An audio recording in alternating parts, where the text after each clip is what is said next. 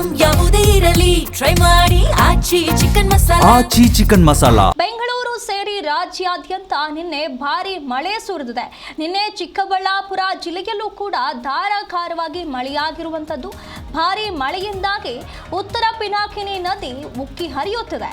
ಚಿಕ್ಕಬಳ್ಳಾಪುರ ಗೌರಿಬಿದನೂರು ಭಾಗದಲ್ಲಿ ಧಾರಾಕಾರ ಮಳೆಯಾಗಿರುವಂತಹ ಕಾರಣ ಉತ್ತರ ಪಿನಾಕಿನಿ ನದಿ ಉಕ್ಕಿ ಹರಿತಾ ಇರುವಂಥದ್ದು.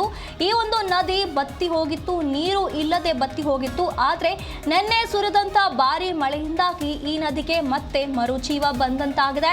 ಗೌರಿಬಿದನೂರಿನ ವಿದುರಾಶ್ವಥ ಭಾಗದಲ್ಲಿ ನದಿ ಹರಿತಾ ಇರುವಂಥದ್ದು. ಚಿಕ್ಕಬಳ್ಳಾಪುರ ಜಿಲ್ಲೆಯ ಗೌರಿಬಿದನೂರು ತಾಲೂಕಿನ ವಿದುರಾಶ್ವಥ ಭಾಗದಲ್ಲಿರುವಂಥ ಈ ಒಂದು ನದಿ ಇಷ್ಟು ದಿನದವರೆಗೆ ಬತ್ತಿ ಹೋಗಿತ್ತು. ಆದರೆ ನಿನ್ನೆ ರಾತ್ರಿ ಬೆಂಗಳೂರು ಹಾಗೂ ಹಲವು ಭಾಗಗಳಲ್ಲಿ ಸುರಿದಂಥ ಭಾರಿ ಮಳೆಯಿಂದಾಗಿ ನದಿಗೆ ಮರುಜೀವ ಬಂದಂತಾಗಿದೆ. ನದಿ ಉಕ್ಕಿ ಹರಿತಾ ಇರುವಂಥದ್ದು. ಈಗ ಉತ್ತರ ಪಿನಾಕಿನಿ ನದಿಯಲ್ಲಿ ನೀರು ಹರಿತಾ ಇರೋದಕ್ಕೆ ರೈತರ ಮೊಗದಲ್ಲಿ ಸಂತಸ ವ್ಯಕ್ತವಾಗ್ತಾ ಇದೆ.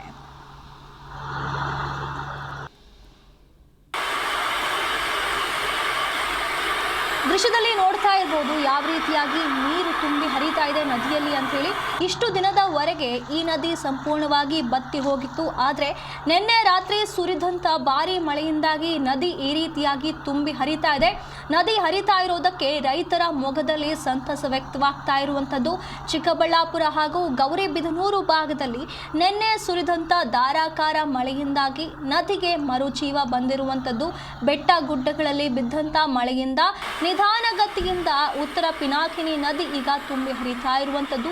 ಇತ್ತೀಚೆಗೆ ಮಳೆಯಿಲ್ಲದೆ ಉತ್ತರ ಪಿನಾಕಿನಿ ನದಿ ಬತ್ತಿ ಹೋಗಿತ್ತು. ಆದರೆ ನಿನ್ನೆ ಸುರಿದ ಮಳೆಯಿಂದಾಗಿ ತುಂಬಿ ಹರಿತಾ ಇದೆ.